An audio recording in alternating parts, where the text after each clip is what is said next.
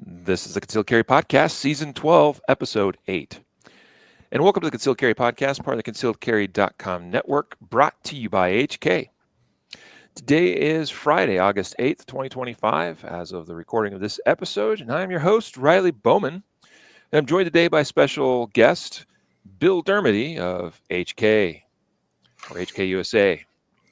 He's on the U.S. side of the ocean here, which is, it's America, man. But we do like those German guns, don't we? We sure do. We also like the American ones, the American-made ones like that one right there, that CC9. Anyway, Yeah.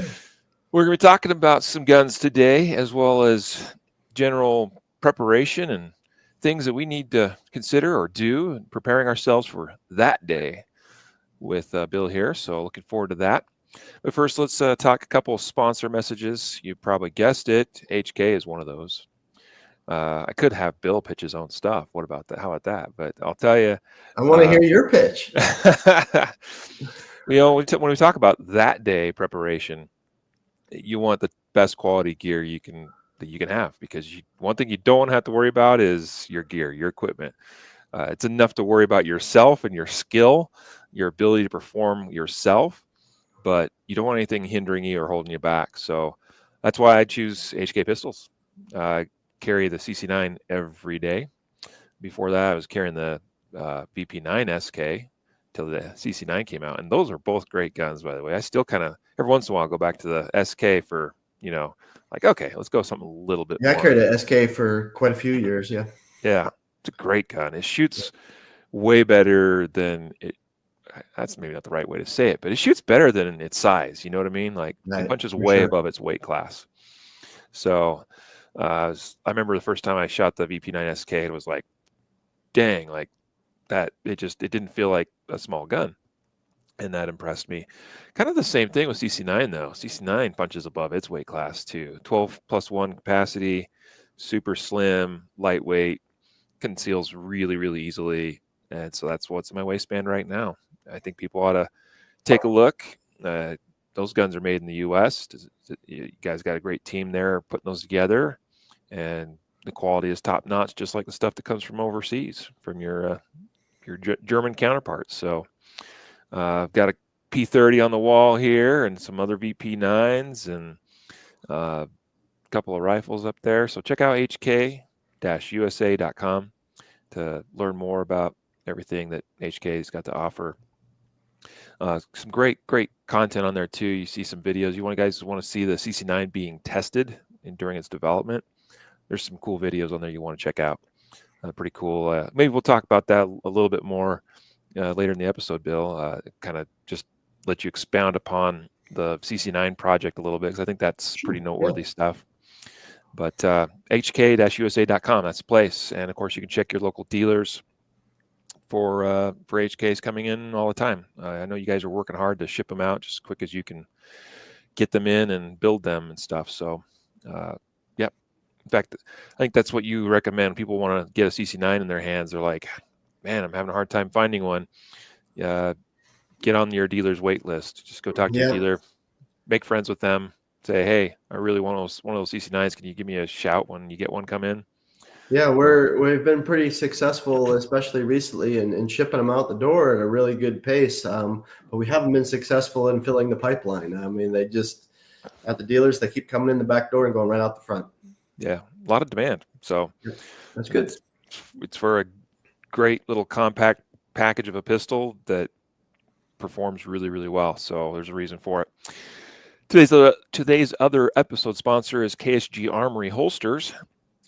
Not only do you want good quality guns, but you need something quality to put them in. So you guys probably get tired of hearing me talk about, obviously, our holster brand here, but we work really hard to make those really well designed, really awesome working holsters that are going to perform exactly how you need them to, both before and during and after that day, meaning that you can carry comfortably, you can carry concealed, truly concealed, because we put in a lot of thought and effort into the design of the holsters so that they minimize printing as much as possible. There's a variety of ways that happens, but I'm not going to go into all the details. But the point is they're intentionally designed with these things in mind: comfort, concealment, but also the ability to grab and draw that gun in a instant when you need to, so that, again, nothing's holding you back.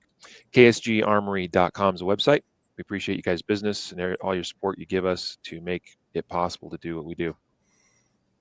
So let's move this conversation right along, Bill. Get into it. Let's do it. First of all, how did you get started in this industry? Where did you start? Where did you come up? I'm curious about that real quick. I kind of stumbled into it. Every single job that I've worked, and it drives people nuts that pursue firearms and shooting as a love and as passionate as I always did. I never applied for a single job that I've had in the industry. I've just fallen into every single one of them.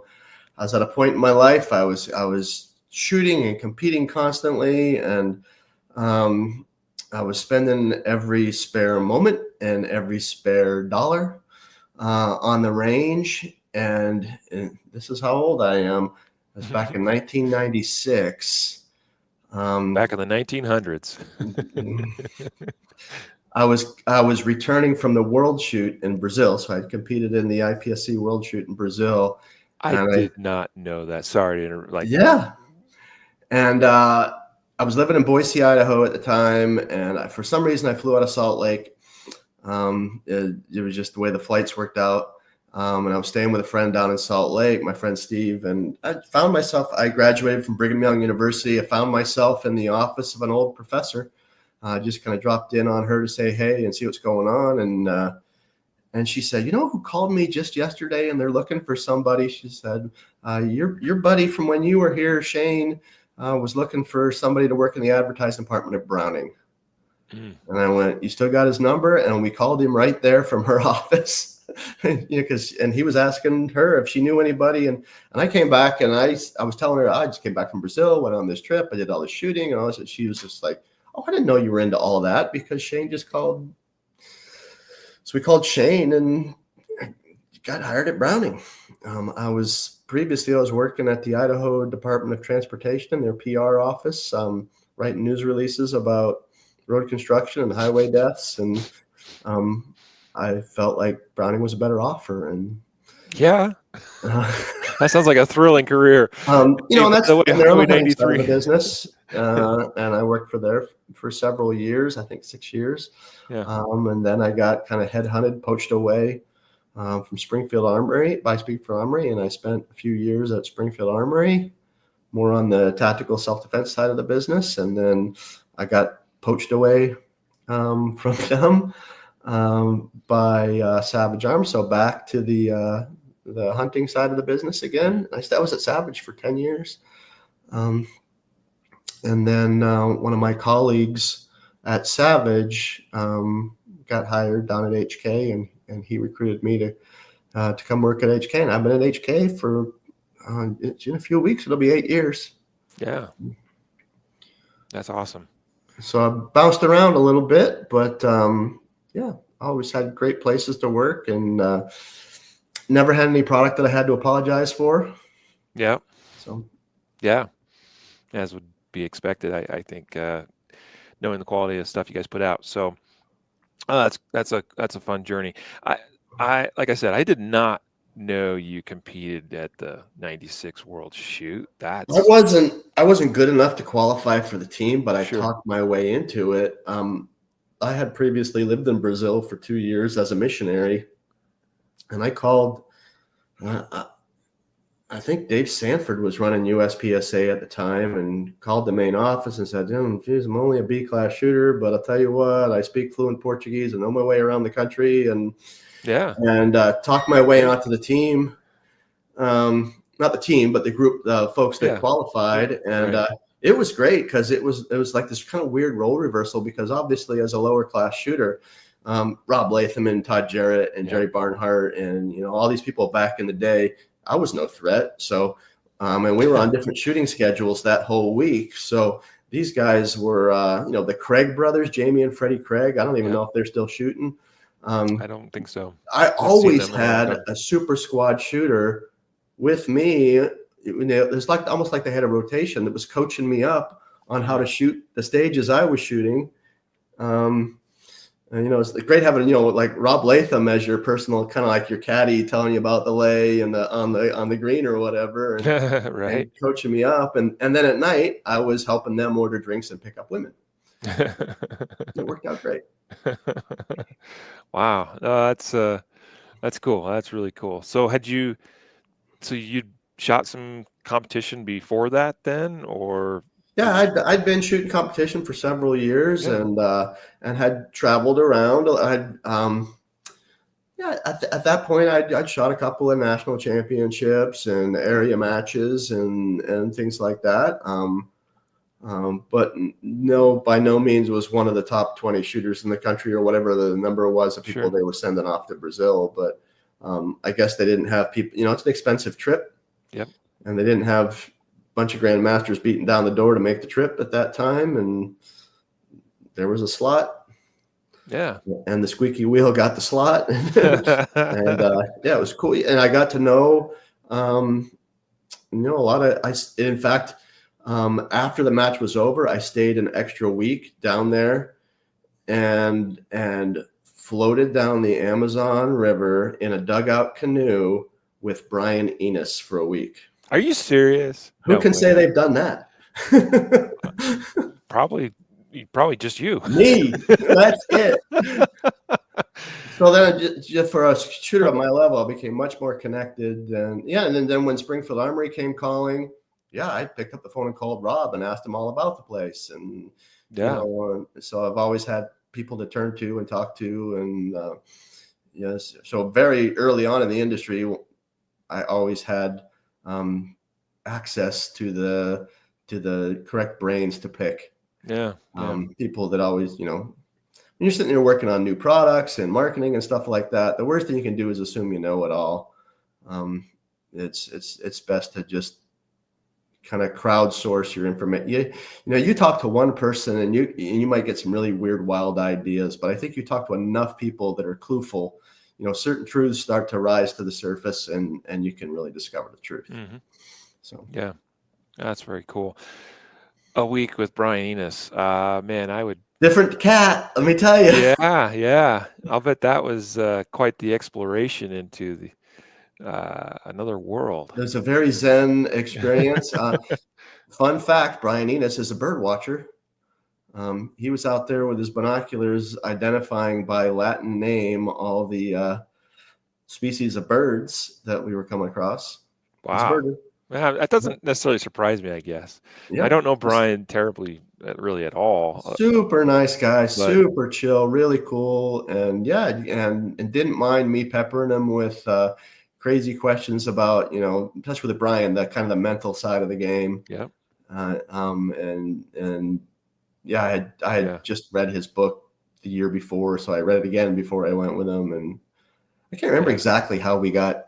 I think I was going to make the trip with somebody else, and at the last minute, he said, I can't do this, but I know a guy who would. Brian East says, I'll go with you because he's a game guy, And he goes, okay, give him my yeah, number. yeah. I consider him loosely, like, he doesn't know this, but a mentor in a way, because his book was like game changing for me in Yep. terms of transforming my shooting and my mental game in many respects. Like, I've read or listened to the audiobook of his no fewer than a dozen times. Mm-hmm. So, like, there's been times I've probably, and I try to make sure I, always give attribution, but there's been times I've said stuff in class and someone's like, that sounds like that came right out of Brian's book. I'm like, it probably Probably did, did. because I have dang near Yeah, memorized that thing. I highly recommend his book, especially. It might be a tough read if you hadn't been shooting very long. I think Yes. if you've been shooting a few years, because for me, reading it, it was just like, oh, that's what I've been seeing, and that's what I've been experiencing, and now I understand it, and maybe I can fine tune it now. Yeah. Yeah. That's yeah, I agree. I call it like the Bible of shooting, and I say it's like the Bible because not because it's really not that big of a book. No, It's not like that at all. but it's because it's communicating on a different level. And It as you is. keep reading and studying it, it just sort of like reveals new levels of, I should go the other direction, I of could probably stand to information go you back can. and read it again. Yeah. Yeah. It's good stuff. Every time that's why I keep going back to it, because I'm like, Yeah. okay, I'm going to get something new and different out of it this time than I did Yeah, last I time. imagine it's one of those things that depending on where you are in life and you're shooting and whatnot, you might feel like little elves snuck in there and added things to it since the last time you read it. Right. Yeah. Yeah. Mhm. By the way, folks, if you don't know what book, it's called Practical Shooting: Beyond the Fundamentals by Yep. Brian Enos. It's available on Amazon. It's also on Auphonic, or not Auphonic, Audible. If you want to listen to it, I've got the ebook, the written paper copy, and the audio book. So there's times I pull up the ebook on my phone to reference or to search, because the searching is great. It's like, there's that one section, Does he or read it on the audiobook? no, he doesn't. It's Oh, because that would be an experience. It would be. I agree. Yeah, when I first got the audiobook, I was like, "Oh man, that'd be awesome." And I was like, "No, it's not him. Dang. Oh well." But anyway, cool. So, man, I don't know how I did not expect to start kind of on this little tangent, but I did not know this aspect of your background. I Mhm. don't know how it never came up, and I think that's really cool. So, thank you for sharing some of your early parts of your shooting journey as a competitive shooter, even. So that's super, super cool.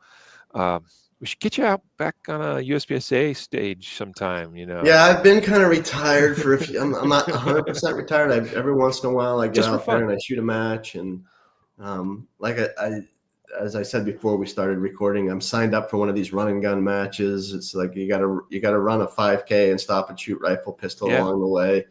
Um, that's fun. I don't know how Yeah. that's gonna go. I'm gonna get through it. Is what's gonna happen. Um, That's fantastic. All right. So, I wasn't expecting that tangent, so now I gotta like sorry. what did we really come here to talk about? But we are here to talk about, the title of this episode, preparing ourselves for that day. And I'm stealing, a line from you guys. Uh, you came out the CC9 pistol last year, and that was, kind of one of your little, what do you call it, slogan or marketing pitch or whatever. Like, how does it go? Something about gun for that day, Yeah, or everyday carry isn't every about day. every day at Yeah, all. It's about that yeah, day. about that. There And you go. the idea is that a lot of times we make a lot of sacrifice, a lot of compromises for convenience, um, and with the consideration of what do I want to put up with every day. So Yep. I don't know. I'm a little bit I get it, but I'm a little bit bothered by this EDC, everyday carry, everyday carry. It's like, why are we talking about every day? It's that one day that you actually have to use that tool and go to work. That should drive your selection and your training and your practice, and not just how convenient and easy it's going to be to deal with it every day. So Yeah, right. So, to expound upon that, I mean, so as you mentioned, a gun for that day, and everyday carry is about that day. Um, it's not going to work out for you if you don't have a gun with you. So, to at your point, all, right? convenience, right? So convenience and comfort and concealability are super important factors. It's something I'm a little bit blind to myself, because I'm a larger mammal compared to most normal sized folks, 6'3", and well, I used to be a lot more than I am now, but a little over 200 Shrinking. pounds. I am shrinking, so that's all right. That's cool. And actually, part of that is compared to where I used to be weight wise. I used to be able to hide anything, with pretty much anything that I wore at the time on my body. I have noticed a few minor changes that I've had to get a little bit more selective with, whether what it's, the shirt I'm wearing or whatever, or the gun I'm carrying. I could still get away with a full size gun, but I just have to be a little more careful than I used to. But yeah, so it's those things are important, and I recognize for a lot of people, size and weight and stuff is an important consideration, more so than probably what it's been for me. And so, yeah, you guys, I mean, let's talk just a little bit about the CC9 and kind of how that came to be. Somebody somewhere had to come up with that idea. Who gets credit for that one? I'm curious. I think it was a business decision that, that segment of the handgun market is the biggest piece of the handgun market, and we didn't have a gun in that category. The challenge was making it an HK, making it the HK of micro compacts. We have this great military tradition of these guns that are just absolutely 100% reliable in all conditions out in, global war on terror, and we've got a heritage to live up to, and we can't, just because it's for the consumer market doesn't mean we're going to hold it to a different standard than to our military firearms. And there have been some well-publicized product launches that I won't get into that maybe some consumers felt like they'd been beta tested with smaller guns, and for the most part, they're pretty good guns in that category. But there's quite a few small guns that just don't work that well, and so an HK micro compact had to be 100% reliable. And we decided early on, it's like, if we can't hold it to our same standard, and we're gonna subject it to all the NATO AC 225 testing protocol, or we won't sell it. And then the shootability piece really mattered too, is we didn't want to sell a toy. We wanted to sell a serious tool for that day. And so, and I think one of the things, and this goes all the way back to the MP5, we get a lot of very well-deserved credit as a brand at HK for our reliability and our durability, and well-deserved. But I think one thing we don't get enough credit for is our shootability. Just the ease with which you can put rounds on target quickly with an HK product, whether it's an MP5 submachine gun or a VP9 handgun, or in this case a CC9 micro compact. Obviously there's a combination of the shooter and the tool, but the tool can either help or hurt you in that effort. It's still up to you, but it had to be a more shootable product. HK is an interesting company because we're headquartered in Germany. And then we've got this pretty large operation in Columbus, Georgia. And we look at over in Germany, they have something we will never be able to offer here in the US, is they have a multi-generational workforce, where I've worked here my whole life. My father worked here his whole life. My two uncles have worked here. And just in America, in our culture, we have turnover. We're just not going to have that many long-term employees. So the institutional knowledge isn't as strong for us in the U.S. as it is in Germany. So that's the thing they offer on that side of the ocean, the company that we don't offer here in the U.S. But one thing we offer here in the U.S. is, when the CC9 project kicked off, we have a multifunctional team. So you have engineers and marketing people, and you have design engineers, you have manufacturing engineers, you have finance people. How are you going to pay for it? HR's in the room. How many people do we need to hire if we're going to do this? And so people from every part of the company sitting around this table, and I asked the question, I go, who here has a concealed weapons license?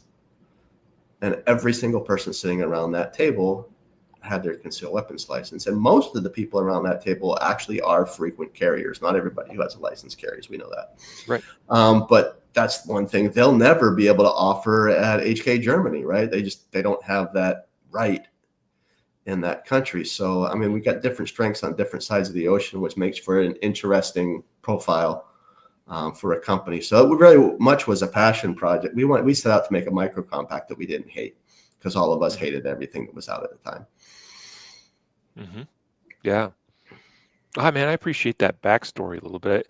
Those are some really great points. I mean, just like you said, talking about the strengths of HK Germany, that I mean, yeah, I can totally see that being a thing, that, you have a generational workforce, like you said, that that's valuable to have. I mean, there are certain things we've seen in my lifetime that have gone away and are probably never coming back here in the US, because, the the dude that had all that knowledge in his head is gone, and that's gone with him. I mean, that's honestly, that's something to talk about where we started the episode here today. So they clearly understand the mechanics and the engineering better than we do.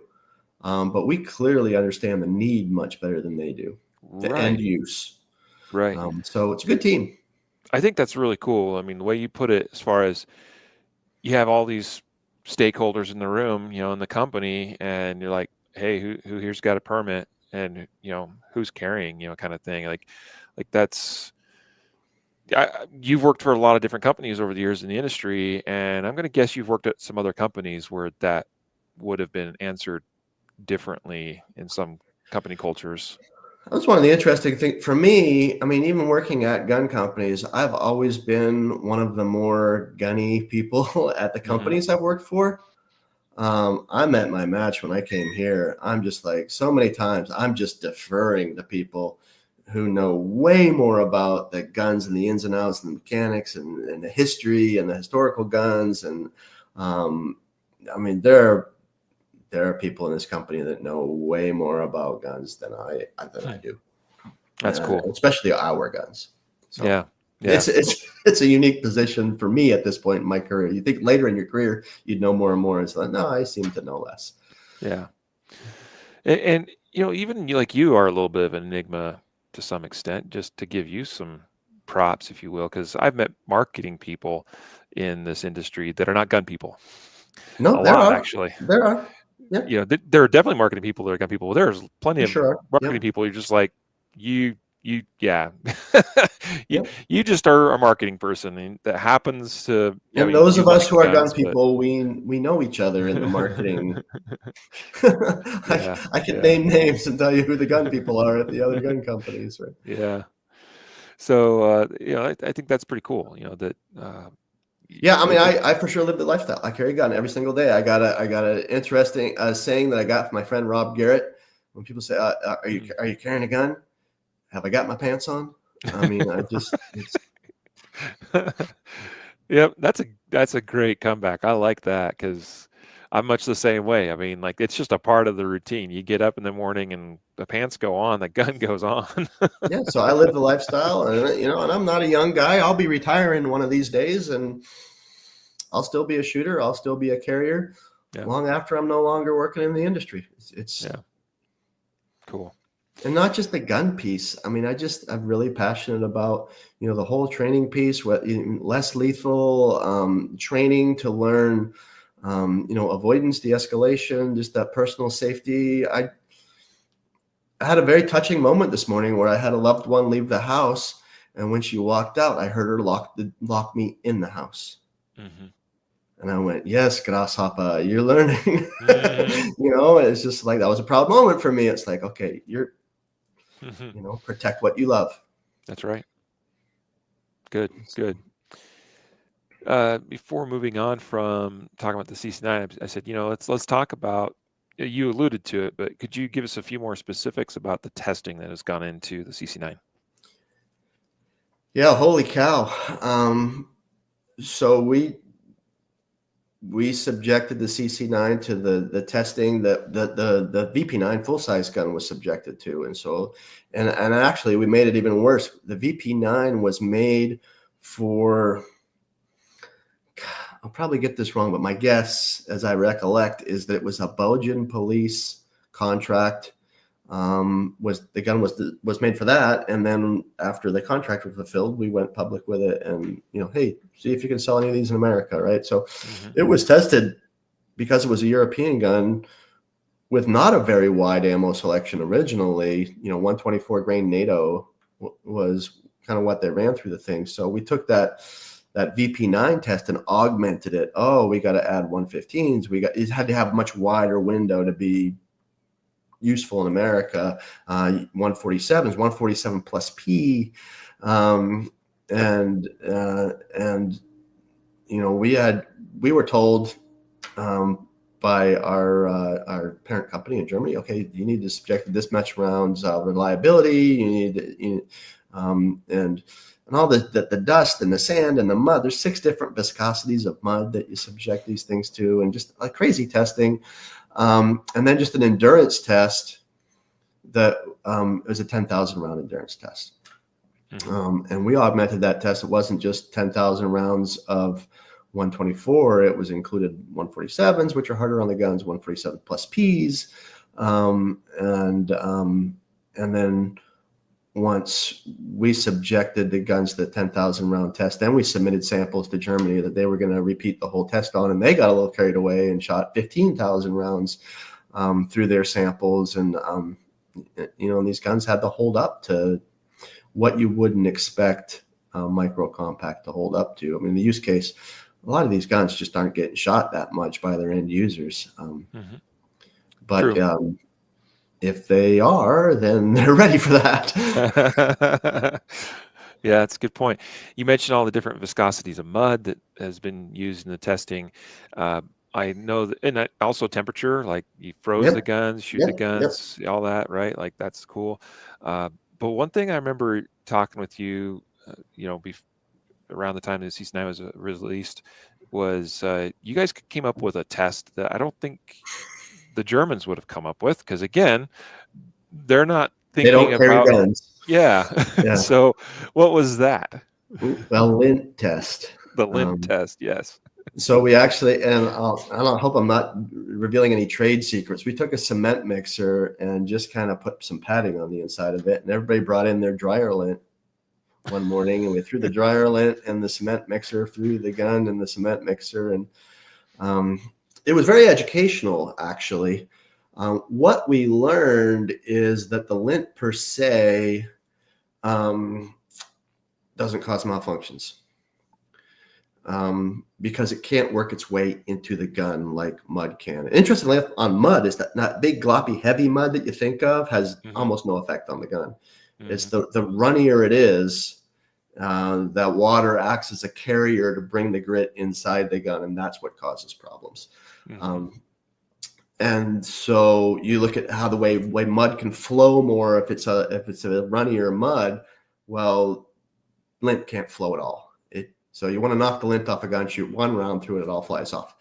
But what the lint does is create a capillary action that will dry out your gun. And it will remove all of the lubricant from your gun over time. So, and I think our guns run great dirty. They don't run great dry. So I lube my gun once a month, and because all that belly button lint and everything that gets all over that one gun, it's like the lint that's touching the oil sucks it up like a wick, and then the lint that's touching it sucks it, and it just keeps sucking all the. So it can dry out your gun. So your carry gun, it's at least once a month. If you're not taking out and shooting it, then it's a good time to dust off the lens of your red dot sight and re-lube. I don't even take it apart. I just lock the slide back, put some lube on the rails, put some lube on the locking surfaces of the barrel, and good to go. If I might add, just a little tip, I guess, for listeners or viewers, if you have some compressed air, so like in the shop we have a compressor, so I did this almost daily or every other day probably, or if you have a little air, compressed air can. So talking about lint, because I'm very well acquainted. I'm a large hairy mammal, so I don't read into that too much. But like my guns can get pretty dirty, and so every couple of days, I'll just blast them with compressed air, blow all that crap, that lint out, and then top off a little bit of lube, keeps it running like a top. I don't clean guns. I love getting into conversations with people online. They're like, what's wrong with you, you heathen? Like, you got to clean after every range trip. And I'm like, I don't clean.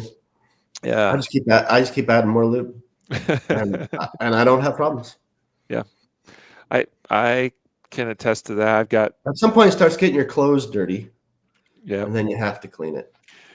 I'm almost a little embarrassed to admit, just because I know some judgmental people out there. I don't really care from my standpoint, but that there's been more than a handful of times where my competition guns basically got cleaned each year the night before nationals.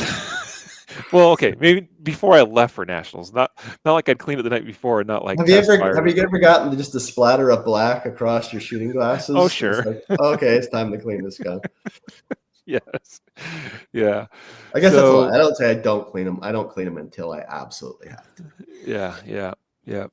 And So then did you I don't go after them with a solvent or whatever. I just kind of wipe the wipe it crud off down? them, Yeah. and I mostly clean with lube now. Like not like I get heavy with it, but like I'll put a little bit on a rag or a cloth or a Q-tip in some cases, yeah, I and mean, just rifle, different story. I think with a handgun, you don't caring for the bore or whatever. I mean, mhm.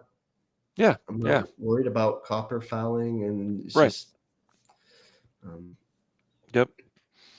Yeah. So yeah, I'd rather spend that time shooting. for sure, that's the thing too. I mean, I'm not shooting as much as what I was a couple years ago, for a variety of reasons. But I'm starting to ramp up a little bit this year as of right now, actually. Um, but when you're shooting multiple times a week, sometimes, or you're shooting even just like 2,000 rounds a month, I mean, to some people it sounds like a lot. To some others I know in the industry that they're like, oh, 2,000 rounds, whatever. But like, It's expensive. 4 range trips, like say once a week, 500 rounds each time, like. I, I know it sounds silly, but yes, I got time to shoot. I don't got a lot of time to just constantly cleaning guns. But anyway, so you guys clearly, thoroughly tested the CC9. I think, well, a question for you. If you were to throw, I don't know if you know like a number or anything like that, or maybe there's some iterations where it's a little bit more gray zone, if you will, like not, but how many iterations would you say you went through with CC9s? Just I don't curious. know, but every time we changed something, it was another 10,000 rounds. I can tell you that. hmm Um, So what I hear is you don't know. So it wasn't like, yeah, we came up with a design, no, it we wasn't like revised it four. twice, and then we tested it on the consumer. No, you guys went through it again and again and again and again and again to get it right. Is what We sure did. We sure yeah, did. is Um, what I'm hearing. And I remember you explaining that to me before about, you changed one thing. It's like, okay, back to the drawing board. Let's go test this thing. 10,000 rounds. It's got to work because, as you know, I mean, I'm not even talking about gun industry stuff because I've not ever built a gun necessarily, but I've come from, stuff past, I've worked in construction and stuff for a lot of years. And even in the construction, like you change one thing, the construction of a home, you change one thing, you're like, this is a great idea, this is a great change.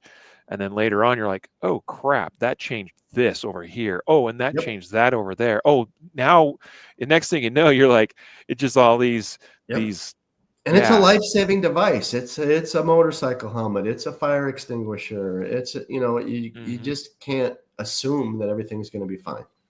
Yep. You got to Right. know. So I appreciate the care, the effort, and the thoroughness that you guys have put into. And we're just talking CC9 right now, but I know that this is the level of testing and care that goes into every HK product, For sure. right? Yeah, if And, we're and selling it, we did bad things to it over an extended period of time, yeah, good. and it didn't get sold till it was ready. Yeah. Which, in today's world, it's such a rapid paced world of I want that and I want that now. And even companies are like, we have Yeah, this and great idea. We need to sell that now. And that can we pay the really create. price for it because we're rarely early to market. hmm A lot of people beat us to the punch, And and other companies pay the price when they're maybe too quick getting the market. yeah, maybe so. Right. So it's a that's that's a that's a tough balance sometimes. But Mhm. what is apparent to me is that there's, well, as your company slogan would suggest, there's no compromise No, on making sure that things are right and ready before it goes to your hands, the customers. for sure. Okay, good. Let's talk about training. That's way Yeah, more important. Am I gonna yeah, lose my yeah. job for saying this? That's way more important than guns. Like, so here's the other thing I appreciate about you and about folks you work with and your company culture, especially here in the U.S., is I know that training is important to you guys. I know that you guys got people on staff that You're not just, you know this. I know. We just talked a moment ago about marketing people that aren't really gun people, but there's also gun people that aren't really shooters in the industry, that know the ins and outs of how everything works and how it goes together and how, the engineering and all that. And they Yeah, kind of, you can be a gun collector yep, and not really be a shooter or a self defender or however whatever we want to call it. right, Um, yep. But I know you got folks you work with, and obviously we know even more about you today, about your background shooting. I mean, going to World Shoots no small deal. Just in case folks don't realize that, but you got folks that they're shooters too, and they like well, taking they're classes. required to be. Hmm. I mean, that's part of the job. Just like in any job that you work in any company of any size, you get, people's their goals they set for the year, and it shows up and you set goals for the year, and then it's part of your performance evaluation the following year. And some of those personal development goals, like I have Angela, who Hmm. she does a lot of our graphic design and stuff like that, and she's going, oh, I want to take a refresher course in Photoshop or whatever, and that's one of her goals for the year. But she also has a goal. She needs to take a pistol class or a rifle class, or so that type of training is also required of her beyond, having to take the accounting test, and and not in every part of the company, but in our engineering side of things and product management and sales and marketing. These people all have, if they don't complete their firearms training, they get dinged on it at the end of the year and they don't get the raise they could get. Yeah, That's just the culture. that's awesome. That's So awesome. Has it always been that way, or is that more of a recent development culturally, or like was that before your time even? Or I mean, I'm just curious because I think it's that's been unique. part of the culture. I said that I was preceded here by a former colleague at Savage, and that's Mike Hawley, who you've met and Hmm. interviewed on the podcast. He's instilled. I mean, if you've met Mike Hawley, you've met a lot of people at HK because um, he drives the culture, and certainly this is something from his era. Um, so I'm passionate about that, and I'm the kind of guy Mike Hawley would hire, and Nathan, our sales manager, is passionate about something like that, or sales director, and Nathan's the kind of guy Mike would hire, and all these people in. So I think that culture of training has been instilled locally in the last 10 years or so.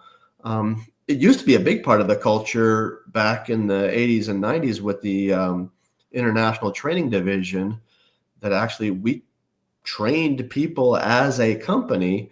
That we no longer do that because we were spending more money on the training division than we were earning. We couldn't sell enough guns to support the training division. Hmm. But that was for law enforcement, military only. So now, working with various brand ambassadors like yourself who are in the training business, the emphasis is more heavily on the civilian side of things than it is on the military and law enforcement side of things. So, Hmm. so it's not just the training culture isn't just requiring a culture has many points, right? So we require our employees to participate in training, and then as a big part of our marketing, we're investing in outside. I'm not just sponsoring a TV show or sponsoring somebody who's. If you weren't a competition shooter and a trainer, we wouldn't have been as interested in working with you, because you're a trainer, that's where the attraction is, right? So we work with yourselves at concealedcarry.com. We work with Active Self Protection. We work with Adam Winch's outfit, Defenders USA. We work with Brian Hill at the Complete Combatant. We want to encourage our customers to be what John Correa calls safe, sane, sober, moral gun owners, and not just somebody who owns a gun and thinks it's going to ward off evil all by itself. Yeah, yeah. So yeah, it's something we're all. I mean, you asked me, "Oh, is that you?" It's like I'm part of it. Yeah, Hmm. I'm passionate about the training piece of it, but there's no way one guy being passionate about it would drive it in the whole company. There's a bunch of Hmm. us who are passionate about it. So I love that. Again, I think there's probably other companies that probably do that in the industry. There's probably Yeah, many there are that a few. don't, right? Yeah. Yeah. So I think Well, that's at the that. very least, we all get to go on free training at work. Yeah. You can't require me to take a class that you're not going to pay for, right? So we all get to. Uh-huh. It's a perk. I Yep. love that I get. I signed up for 2 classes just this morning. Awesome. Um, I love it because Yeah. just on a personal level, I want to do it, so I get the company pays for it. It's great. Yeah.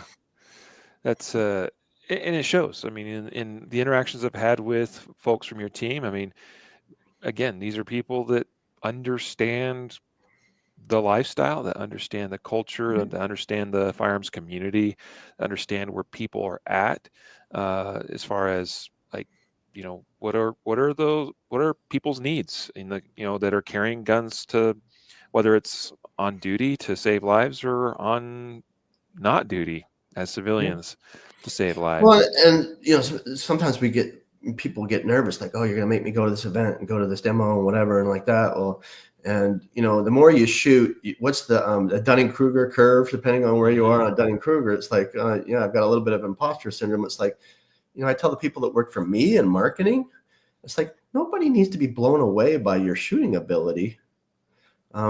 That's what Riley Bowman's here for. He's part of the team. That's what, that's Neil Widener's job to blow people away, and then Brian Hill, but I do want people looking at Tommy and Angela and all these people on my team. And when they see them shoot, go, that's all we need. Yep. Just a little bit of Yep. credibility. Oh, Tommy can shoot. Look at that. Hmm. Tommy Yeah. doesn't melt in a scenario training thing, Yeah. that's important to the brand. That's important to our credibility. Yep. So I remember. So I'll share with you two things. First is my memory of my first media event I ever attended in this industry, and the takeaway from that for me was sort of a, oh wow, like, oh, there's so many people on the media side in the industry that don't know how to used to be pretty shoot, bad. right? It's getting better. Yeah, it is getting better, but I remember that was like 8, 9 years ago, something like It used that. to I be remember. pretty bad. Yeah. So I remember kind of like coming away from that first ever event and just being like, oh no, like this is really sad. And then, I'm sorry, I'm not trying to talk down on anybody. And of course, I'm not going to mention any kind of names. In fact, I don't know that I even remember half, or any of those people really necessarily. But then I'm going to contrast that with uh, the first time it was at an Active Self-Protection National Conference that I saw you there taking a course, or one of the course blocks. And I was like, well, look at that Bill Dermody. He knows how to shoot. Yeah, and you probably just went, Uh-huh. that's all we need. I, That's it all might that have on been the a little business more side. than We're not that. shooters. We're business people, right? We need to. You were burning it down in that class, my friend. So, and Was that the year that I won the church shooting contest? I think so. I don't know. That Yeah. was. I'm trying to remember what Was that year Neil that was. Widener's thing? Yeah. Yeah. Actually, I might not have. I don't remember on that for sure. There was one year I wasn't there that my business partner was, but anyway. So Just so yeah, your I listeners just remember know, like, by church shooting contest, it's not shoot up the church; it's defend the church. good Just clarification. so Good we're clear. clarification. But yeah, I just remember like, okay, Bill knows how to shoot. That's cool. That's And cool. and that, and if it had been anybody else on our team, you would have had the same reaction. Yeah, I believe that Everybody's a pretty good 100%. shooter. Everybody's a pretty good Well, shooter. yeah, and then I've seen you guys interact at some other events where HK's got some demo guns or something, and you got some of your staff there guiding people through that, demoing guns. And I mean, folks are tuned in and dialed in, and I haven't seen anything from anybody at HK USA that was like, even like, everybody's top notch, knowledgeable, knows what they're doing, knows how to run a gun, knows how to guide people with shooting a gun. Because sometimes you see at some of those events people that are fresh and don't have hardly any experience, and your folks do a great job. So that's Yeah, one of the classes I signed up for, is what I'm trying to weasel my way into because it might be full, is Brian Hill's deliberate coaching class. Fantastic. Because for me, in my personal development, I'm thinking you can put on a demo and you line up these people and they can come through and shoot the gun. Well, what if as they were shooting our guns, I could say, hey, do you mind if I show you a couple things? Do you mind if I give you a few and use coaching skills to help them shoot better?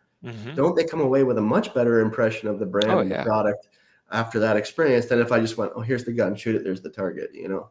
And I just make sure the muzzles are pointed in the right direction, which we do, but you know, I think, well, yeah, wouldn't that help our company's credibility a little bit better if I could offer that when I'm out doing demos? Yeah. Awesome. What would you, okay, so let's stay within this training realm just a little bit and talking about preparing for that day. Let's just suppose someone's listening to this right now and they're, and I'll tell you, because I've seen the emails over the years. We've gotten many, many emails like this. Riley, Jacob, just found your podcast 2 months ago. Listened to every episode. Thank you so much. You've been helping me get started as I just bought my first gun 3 months ago, took my concealed carry class, 8 weeks ago, just starting to figure this out. So let's say someone's just finding us, just finding this podcast, just finding this episode with you. What would you've seen a lot over the years. So what would be your advice to somebody like, okay, they've got their gun and maybe it's not an HK, but that's okay. We don't judge here, right? That is okay. They have a starter gun is what we like to call it. Yeah. Right. It'll be an HK in the future. We know that, right? Yeah, we'll get them sooner or later. But they've got their gun. They've taken, a concealed handgun or permit class or whatever, right? Okay. So they got their permit and they're kind of that, now what? Like I can carry. Where would you point them? What would you recommend as a kind of a good next place to look? Depending on what state they're in, they may have already had to get some level of training just to get a concealed weapons permit or something like that. And in a constitutional carry state, maybe not. But the level of training required to get a permit is not sufficient. So for starters, and just I think you need to decide. I would rather than you upgrading from your lesser gun to an HK, I'd rather you spend your money on training or even spend your money on travel to the right training. I'd hate to see you throw away your money with a mediocre trainer and not just save your money a little bit longer and rat hole it a little bit and hop in your car and drive a few hours or overnight to somebody who's going to really train you up right. I can afford to do that. No, you can't afford not to do that. And I'm not trying to be a training snob or whatever. I'm sure there's plenty of people that I don't know or know of that offer great training, but really look into who the training is and look beyond. Don't just go to the guy who's teaching at you might be lucky and the guy that's teaching at your local club is actually pretty put together, but maybe not. But not everybody is able to hop on a plane and go fly somewhere. That gets very expensive. But if you got to hop in your car and drive and you got to get a hotel room, it's probably worth it if you get the right instructor. If you get the wrong instructor, it's not. But but I would say the first order of business is you need to find somebody who's going to be able to coach you up on a draw to first shot from concealment. It doesn't matter what other skills you have. You see people taking these rifle classes and transitions from rifle to pistol. It's like, well, when are you out there in the streets with your rifle and your pistol? And when are you out there with your pistol with that drop leg holster?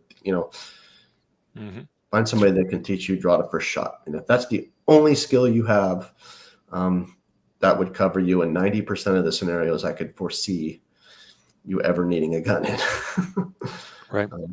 And part of learning how to shoot is understanding what you're capable of, because then that drives your decision-making process, right? If a guy's got a gun out, how quickly you can get your gun out and shoot. You can't beat that guy that's pointing a gun at you until you've tried to pull a gun out, and in a simulation go, oh yeah, I need more time to do that. And then you learn why a surreptitious draw might be very important for you in a self-defense scenario. Or just waiting your turn until somebody's distracted. And if the guy shows me his ear and I've got a 1-2-5 draw, you don't know what your draw is. So you gotta learn how to draw. And in the process of learning how to draw, you're gonna know what your draw is and in what scenario it's gonna be useful to you. But draw the first shot. Before I took some crazy 5-day long shoot up type of class, I'd find somebody that could teach me how to draw the first shot. And I think also early on, but you probably do there's shooting and marksmanship that happens on a square range that is your foundation, but some people stay there forever. Yeah. And if you got the money, because not everybody does this, and now you're talking travel, if you can find somebody who really does scenario training, whether they do it with paintball or simunition or and train your ability to make decisions under stress. I couldn't have a stronger belief in any kind of training than scenario training. And by scenario training, what I mean is they put you in scenarios where there's actors in there, and there's good guys and there's bad guys and there's victims, and it's not like this good scenario training. There's no clear outcome, right? You might be able to talk your way out of it. You might be able to escape. You might be able to de-escalate. You might have to shoot your way. It's not guaranteed you're gonna have to shoot your way out of it. And make your mistakes there. Kill the wrong people. Get killed. Make bad decisions and learn from them. Unfortunately it's expensive. Unfortunately, it's not common, so it involves travel, which adds to the expense. But if you can, I can't endorse it more highly enough. Yeah. One thing that we've seen really quite a growth in the firearms training community and industry. Much beyond what it used to be, because like training opportunities like what you're talking about. I remember when I was a kid, and I knew nothing then. I thought I was like, I'd read all like the Guns and Ammo and Handgun magazine and all, whatever magazines that my grandpa subscribed to, and think I knew stuff, right? And from some of those magazines, I remember learning about places like Gunsight, like Under Ranch, right, and that a few decades ago, it was sort of like if you wanted to go somewhere and get good training, you kind of had to go to like one of these training schools. There wasn't this plethora of traveling instructors that are basically bringing the training to you. And so my point is there's a bunch of really amazing instructors that are teaching classes all over the US. And it's worth, you might not have to travel as far as what you think. And then there's times that maybe, I've gone all the way across the country to take a class from somebody and it was worth it. But there's other times too where it's like, I'm going to keep an eye on this person, and just because you just kind of know, like, I already have my schedule scoped out this year, but if this person's in my neck of the woods, I'll go 4 hours north or whatever to go to do a class, right? Yeah, I'm fortunate. I live in Columbus, Georgia, which is within striking distance of Atlanta and not too far from a lot of good trainers in the Atlanta area or in the communities north of Atlanta. But I don't get the best training in Georgia, in Columbus, Georgia, where I live. So it is a drive and an overnight stay in a hotel. Yeah. So I would probably just mention that it's worth, I think if someone's pretty early on in their journey, and this is worth for anybody, but if you're just looking to get started, learn about and find out about some good instructors and make a goal for this year. Like go and take a quality class from a quality instructor this year. Just do one this year. Budget for it, save up for it, do what you got to do, sell some stuff. If you up to this point have been more of a collector of guns and not necessarily training with guns, maybe sell a gun or two. That's collecting dust. Yes, you're a collector, but hey, they're just collecting dust, and go actually make yourself better as a shooter as a concealed carrier. Well, you need to make it a hobby, right? People spend money on their hobbies, Mhm. right? You just were telling me previously that you and your wife like to run, and you want to run in this marathon, and so you're going to travel to that location. You're going to run. You got Yep. a hotel, and you're going to run that marathon. And okay, so make self-defense your hobby, and maybe you only That's go right. to one place. You don't have to get 400 hours of training a year, but you say, hey, I really want to train with whoever. Yeah. And I am going to get in the car and drive for several hours and get a hotel. And Yeah. You've already mentioned some trainers' names on the podcast, which is great, and many of yeah, those, or actually, I should say, all of those are our friends here, and I think they've all probably been on the podcast at some point. We're talking, as you mentioned. Obviously, people know, especially they should know if they're on this podcast, John Correa, Neil Widener, Stephanie Widener, their crew over there at Active Self Protection. And, those folks, they travel around, they put on classes, they teach classes. They got a training conference coming up in like a mhm. month, um, the Active Self Protection National Conference. I've taught there several times. I couldn't make it this year, but um, that's a great conference. And that's another, so on that, I guess, point. Let's pitch the Guardian Let's Conference. talk about conferences. HK is a sponsor of the Guardian Conference. Hey, look at Sure. that! Way to go, Bill! Look at you, a major sponsor of the conference, I might add, and we appreciate your support. You've attended some conferences and training events like that. Kind of maybe mention some of your what are some of the high points as you've attended uh, conferences and things like that. That what do you see Conferences as are a great place to learn who you want to train with, because you kind of get this poo-poo platter. So you go into Guardian or ASP or some of these others, and what realistically, let's discuss what happens at these conferences. Riley takes his 2-day class and he turns it into a 3-hour class. yeah. So Riley's not going to hand me a certificate for his 2-day class at the end of 3 hours.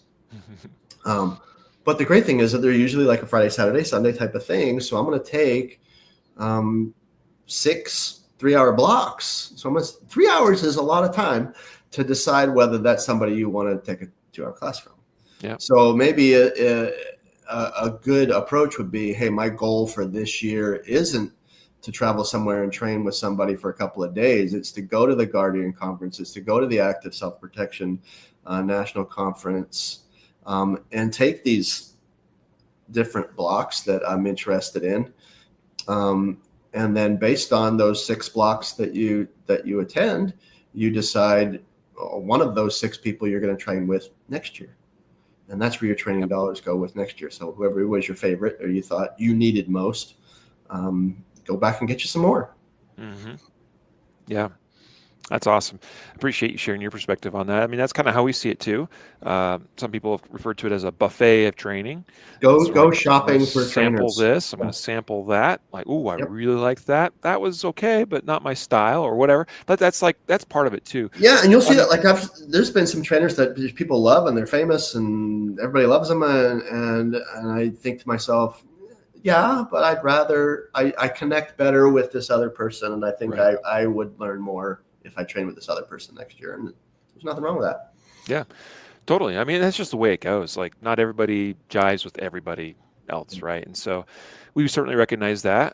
I would say that every instructor that teaches at our conference is a top-notch, top quality, like world-class instructor, but not everybody's going to like every instructor so that's the cool thing. It's like, yeah, I promise that you're going to learn important skills and you're going to learn good information from everybody teaching, but there's just going to be some that you like the way they teach, you like their style, you like their They flow, speak you your like language. Yep. exactly, and I've certainly been in classes before where uh, I didn't jive with an instructor and I still got a lot out of it, but I had to like maybe work a little bit harder to like, okay, instead of getting distracted by whatever thing that's not jiving or that they do that I don't care for, that I don't like or whatever, and you have to put a little more effort into to maybe learn that sometimes. And there's other classes where it just seems so easy and seamless, and it just you're you're speaking my language, like you just said. So those Yeah, are in that those. respect, Riley, I'm sure you've said it a million times on this podcast, and your guests have, but I'll just float it out there and add my 2 cents too as well. If you take a class to somebody and they're doing things different than what you've been taught before, so what? Do it the way the instructor is Mm, asking you to do it for the 2 days or 3 days, whatever it is, and just do it. Give it a yep. try, and then don't pass judgment on the way home. Yeah. No, that's great advice. You're exactly right. I've been in classes where they did something very different. Absolutely. And it I've always just tried to take the approach of, okay, give everything a fair shake, and there's been times that it pleasantly surprised me. And Mm-hmm. maybe I didn't, and there's been times where I didn't necessarily even like adopt something exactly as it was presented in a particular trainer's course, but it kind of led me to something else, or I've adopted like a variation of it. It's like, that it didn't exactly work for me, but I tweaked it just a little bit to That make it helped me work more figure for me, something out. Yeah. right? Yeah. Yeah. And that is so much more freeing and sort of like unlocks some doors than just this closed mind attitude of, I don't like that, I'm not going to do that. Yeah. So that's good advice. Learning in general is just such a beautiful um, living thing, in that the more that you learn, your ability to learn more improves. Hmm.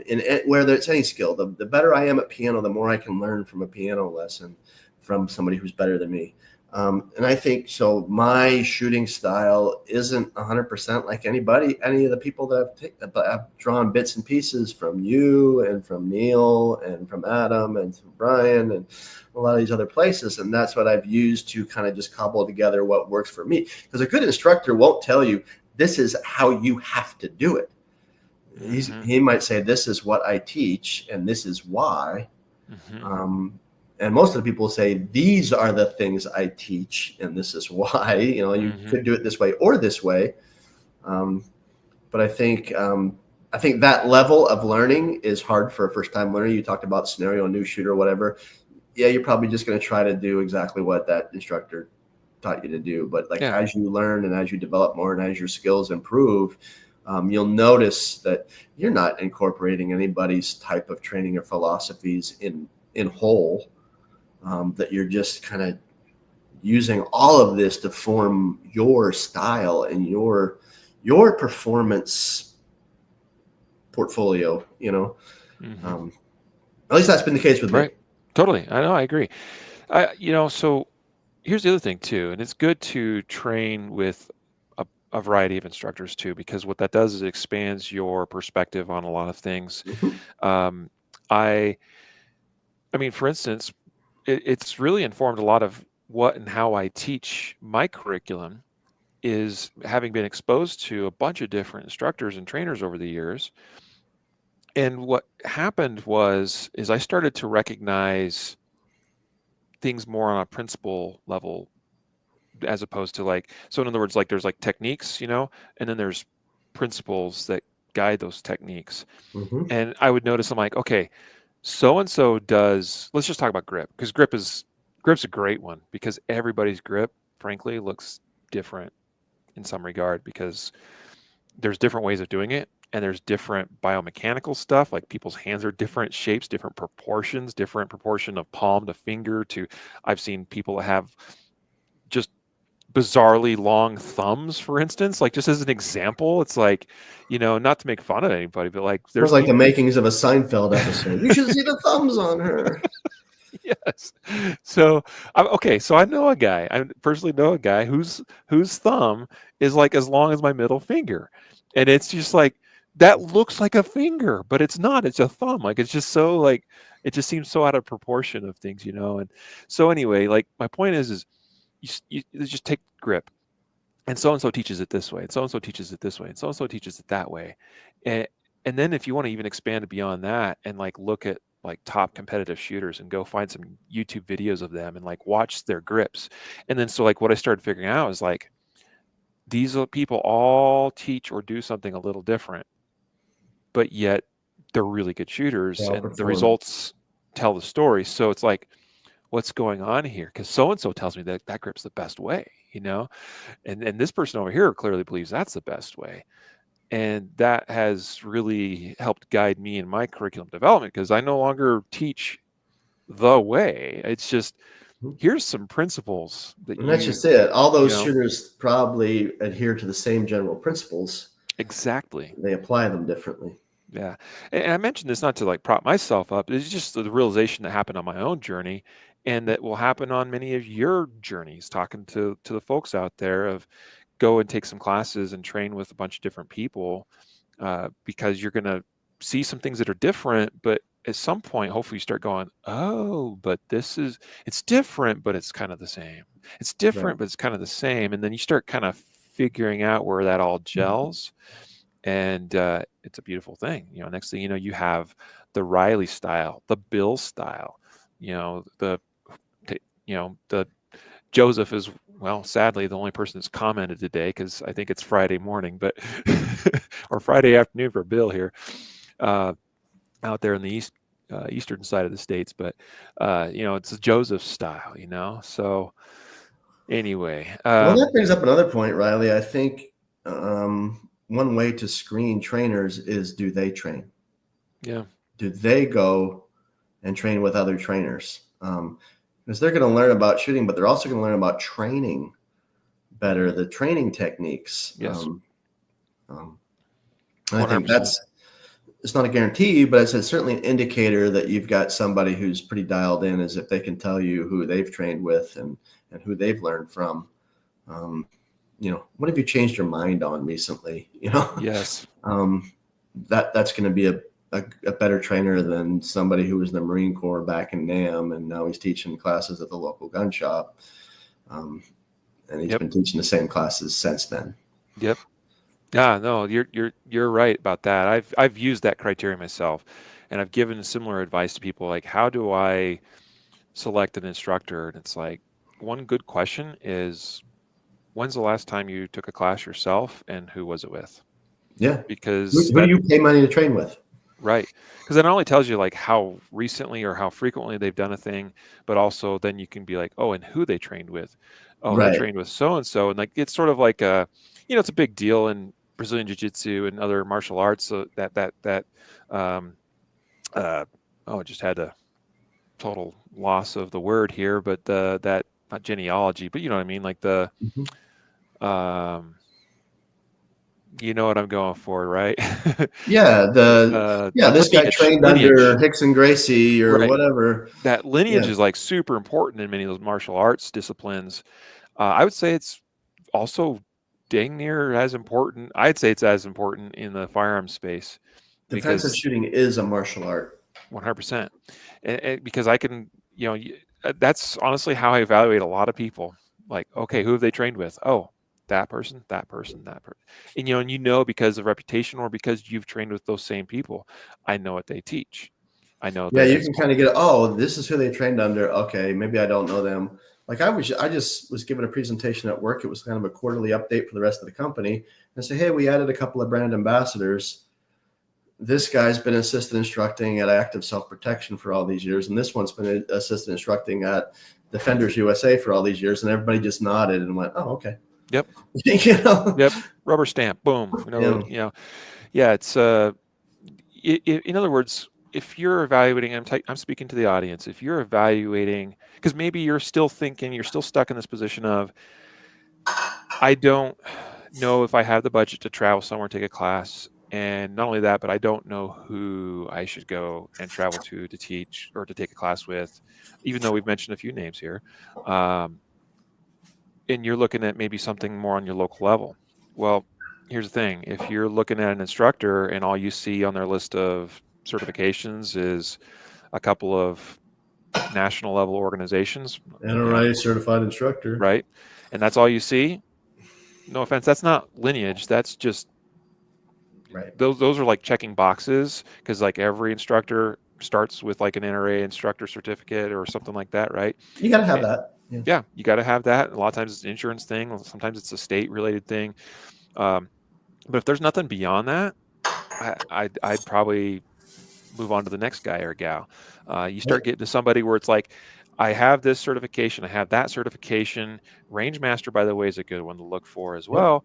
Okay, you start seeing some of those things, and then you start seeing, oh, but I've also trained with this person, that person, this person, that person, and or this school, and they're reputable schools or organizations like Gunsight or Thunder Ranch or Active Self Protection. I've trained with Active Self Protection.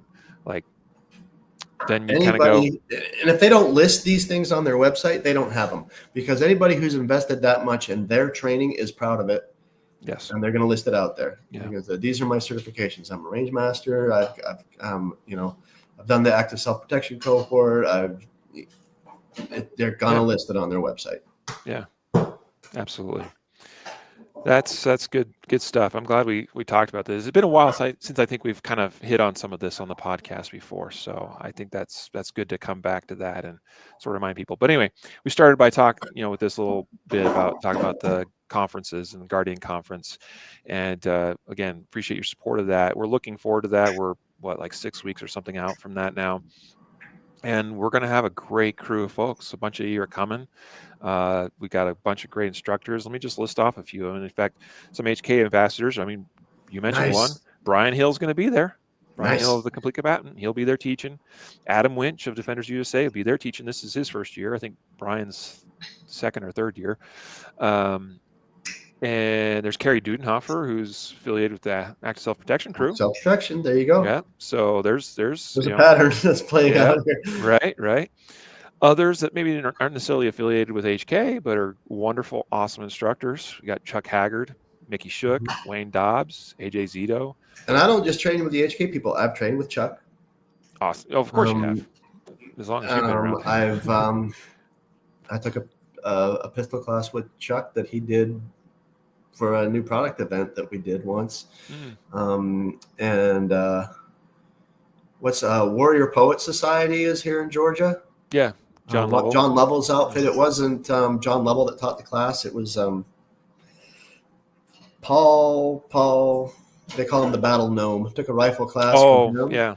Really good class. They're not HK brand people or whatever. They work with other brands or whatever. But I just paid my money and went in undercover and took a rifle class. Yeah. And I would say go take a class from them. Great guys. Yeah. Awesome.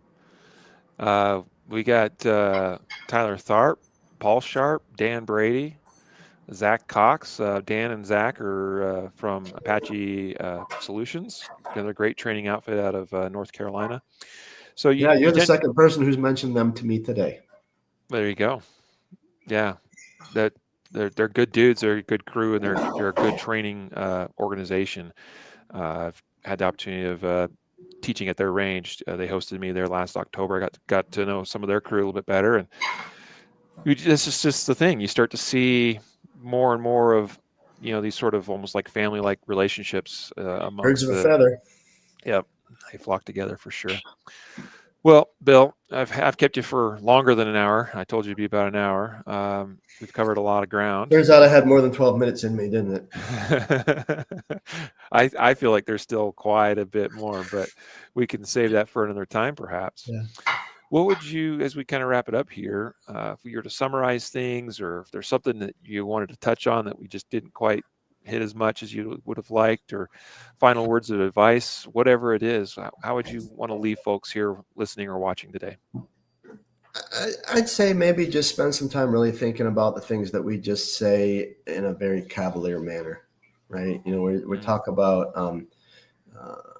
why do I own a gun? Because I want to protect my life, or I want to protect my home, I want to protect my family, I want to protect the people I love and stuff like that.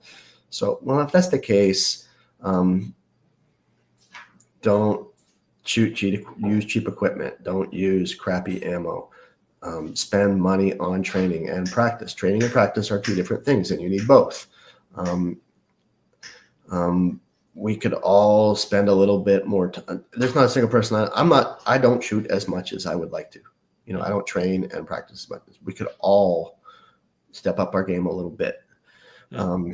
So I would say, if you really believe what you say, then I might have to use this to protect my life. I might have to use this to protect my family. It's like, well, internalize that. What does that mean in your action?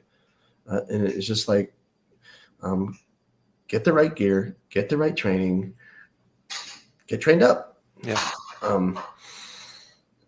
Yep. Very good. I think that's a fine summary and final words of suggestion and advice for everybody. So that's what we came here to discuss. Talk about quality gear and equipment, talk about good training, talk about preparing ourselves for that day. The preparation happens ahead of time, by the way. Just a reminder. Like, it doesn't. When the moment of truth arrives, the time for preparation is over. Yeah. You As I remember being taught as a young lad, if you fail to plan, you plan to fail. Yep. So the time is now. And I hope that something that we've said here today will inspire somebody, some of you out there, to go and do something today to make your life better tomorrow. So, Bill, thank you for your time today. It's been marvelous. You bet. Thank you. Thanks for having me. I loved it. Yeah, and we appreciate all that you guys are doing there at HK, and for your support of the podcast as well. I should mention that specifically. And of course the conference, in case folks, by the way, it's not too late to sign up for the conference, just so people know. The Guardian Conference is September, I think it's the 19th to the 21st in Oklahoma City. We picked that location because it's pretty centrally located. We specifically wanted, if we chose, like, I don't know why we would choose Las Vegas, Nevada, but if we had chose Las Vegas, you'd have people in New York that are like, no way I'm driving to Las Vegas. But we chose Oklahoma because we knew there'd be some people that drive in and want to make it easy to travel there from a convenience standpoint or cost, whatever it is. We have a great block of hotels there that are reasonably priced with really good room rates that we've negotiated, and you can camp on site. You can set up a tent. There's showers there on site if you are worried about cleaning yourself off each day, with all the range dust. So showers, camp, RV, come stay in one of the hotels. Sounds like you've removed all the excuses. Yeah, and it's an awesome range. It's a cool range, like an old cowboy town, because they do like the World Cowboy Action Shooting Championship there like every third year or whatever. Wow. So it's a pretty cool place. So come on out, folks. GuardianConference.com. You'll see a bunch of HK pistols there. We'll have a bunch of loaners there. We'll have loaner holsters. We'll have loaner gear. So in all honesty, if you were like, I want to fly in, but I don't want to have to pack a bag, or I don't want to have to check a gun, you could come with a carry-on and we'll hook you up with the gear. Okay. Nice. You can buy ammo and have it shipped to us. There'll probably be, I can't say for sure how much, there'll probably be some ammo on site you can buy if you needed to, but yeah, just come. And HK, like I said, will be a part of that, and we're excited about that. So thanks for your support, Bill. Thanks for all you do. Keep making awesome guns.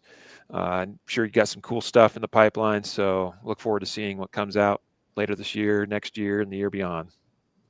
So, well, until next time, a reminder to train right, train often, and train safe so you can fight hard, fight fast, and fight true.